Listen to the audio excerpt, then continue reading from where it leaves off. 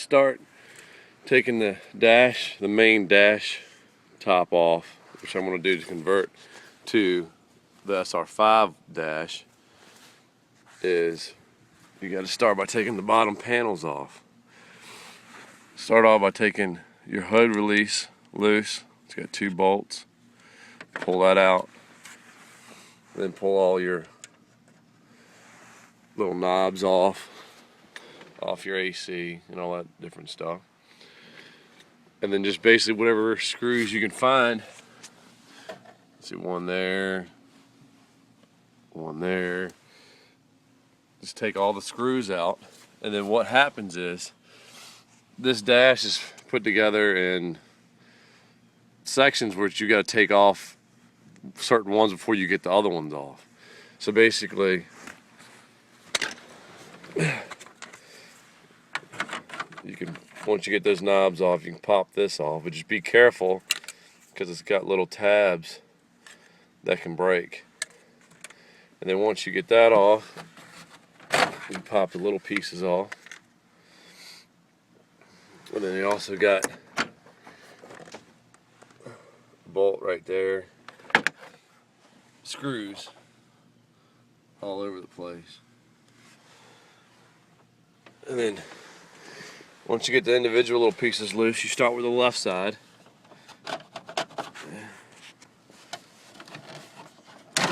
See, it's got little pressure holders, little poppers. You just gotta be careful. If you feel it, just go slow and it'll come right out. And you got that side. And then this bottom one, it's just got 2 screws on each side. That just falls down. This center one will not come out until you undo the glove box, which if you undo all the screws, the one up, the one in the center, the one on the bottom, and the one over there,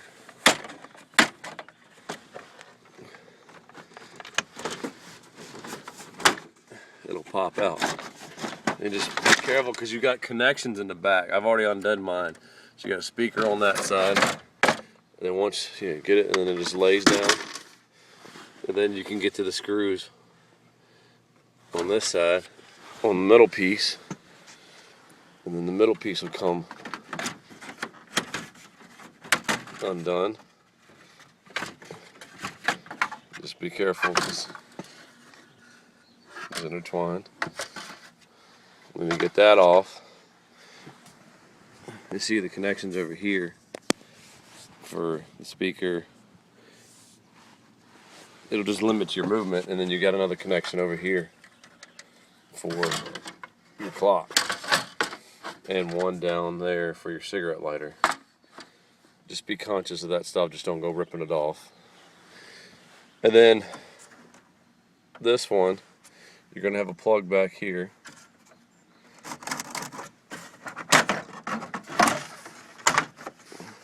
It's hard to do it with my hand.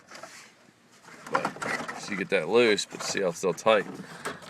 And I gotta undo that and undo the clutch button, and then the light dimmer.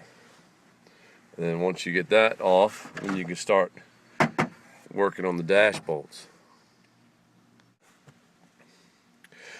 Next, after you get all the bottom panels off, and you can see all the skeleton looking stuff, you got to take out all the screws that you can see.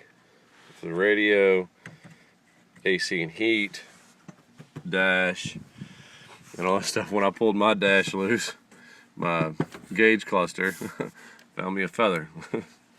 Perfect time to do if you just bought the vehicle and you want to do all these changes. You can see how dirty it is behind mine.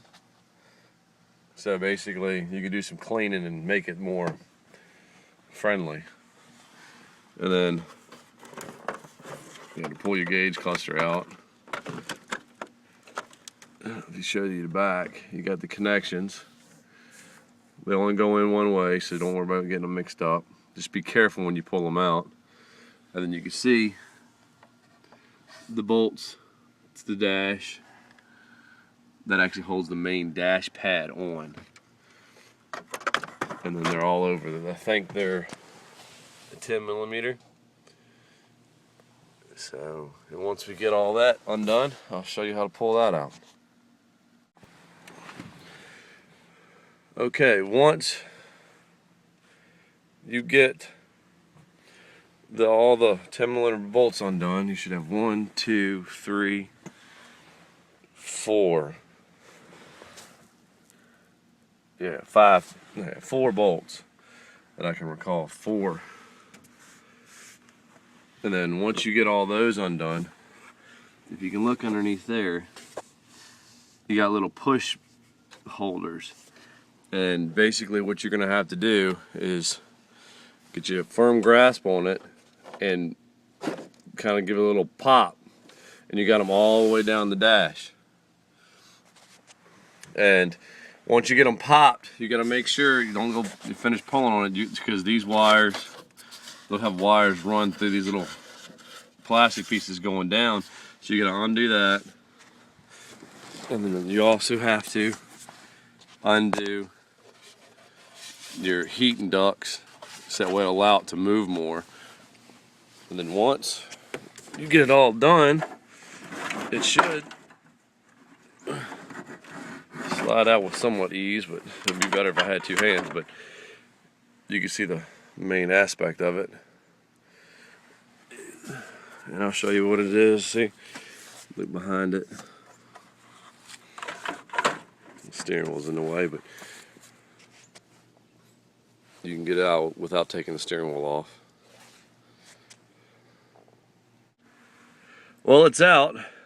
The best way to get it out is, because it has the air ducts on this side, is basically lift it up as high as it go and rotate it, and then it comes right out through the passenger side. And then if you have anything to do to the truck now would be the time. Like if you had to do a heater core or any of that good stuff, you can get to it pretty easy. And blow it out and clean it out. Clean all the ductwork out, which I'm going to do. That's how you get the dash out. And the installation is basically the same for the dash pieces, because this is the old one. And the back of the dash itself is exactly the same as the new one. Just make sure you grab, when you do grab the new dash, make sure you get a new cover piece, because the SR5 cover piece is different than the regular base model. And then another thing is, you got to be careful of is when these dashes, the VIN is bolted to the dash, which I don't know if you, okay, cool. You can possibly get it off without having to undo the rivet.